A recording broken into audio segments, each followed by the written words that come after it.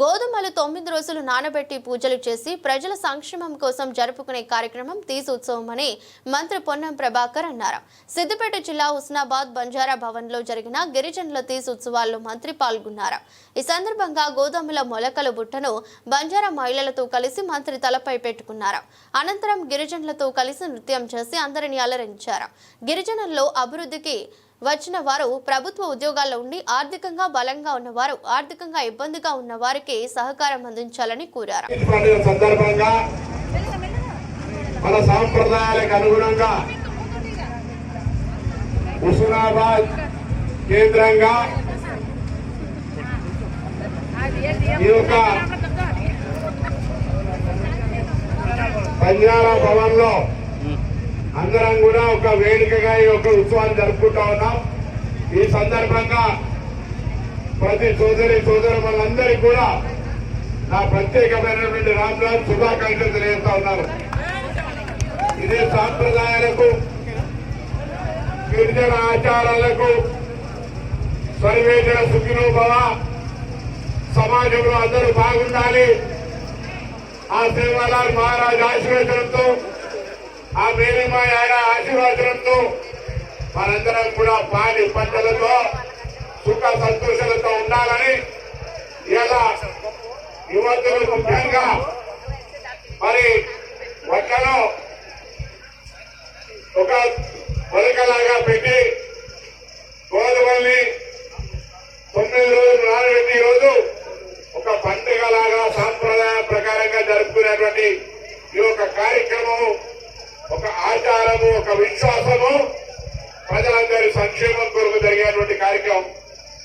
అందుకే ఈ యొక్క కార్యక్రమం ద్వారా నేను ప్రార్థిస్తా ఉన్నా, తెలంగాణ యావత్తు కూడా ముఖ్యంగా హుస్నాబాద్ నియోజకవర్గంలో ఉన్నటువంటి పాడి పంటలు, రైతులు, వివిధ వృత్తుల్లో అందరూ కూడా సుఖ సంతోషాలతో ఉండాలంటే సమృద్ధి వర్షాలతో పాటుగా వాతావరణం, ప్రకృతి అంత సహకరించి ఎవరికి ఇబ్బందులు లేకుండా ఆరోగ్యంతో ఉండాలని భగవంతుని ప్రార్థిస్తా ఉన్నా. సేవలాల్ మహారాజ్ గారిని అదేవిధంగా మేరీమాయ ఆడారు. నేను మీ అందరూ ఒకటే కోరుతా ఉన్నా, ఈరోజు ప్రభుత్వం అన్ని రకాలుగా సహకారాలు తీసుకోవడం సిద్ధంగా ఉంది. ముఖ్యంగా గిరిజనుల అభ్యున్నతికి సంబంధించి ఆనాడు 1978లో ఇందిరాగాంధీ గారు గిరిజనులందరికీ కూడా మరి ఎస్టీ హోదా కల్పించిన తర్వాత అనేక రకాలుగా అభివృద్ధిలోకి వస్తా ఉన్నారు.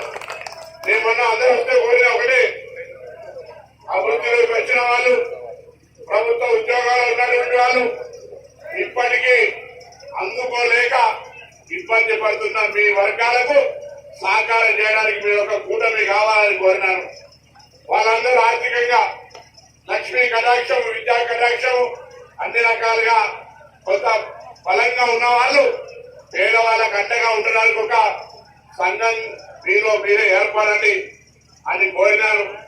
అదేవిధంగా ఈ భవనం మళ్ళీ ఒకసారి మాటిస్తా ఉన్నా, నేను ఎన్నికైన తర్వాత వచ్చిన రోజు దీని నిర్మాణ బాధ్యత నాది అని చెప్పిన దాని ప్రకారంగా 45 లక్షల రూపాయలు ఇచ్చిన, రోడ్డు కార్యక్రమాన్ని వేసిన, కరెంటు పోల్ వేసిన, మళ్ళీ ఇది పూర్తి చేసే బాధ్యత మీకు శాసనసభ్యుడిగా నాదే, బరాబరిగా పూర్తి చేసి 100% బాధ్యత.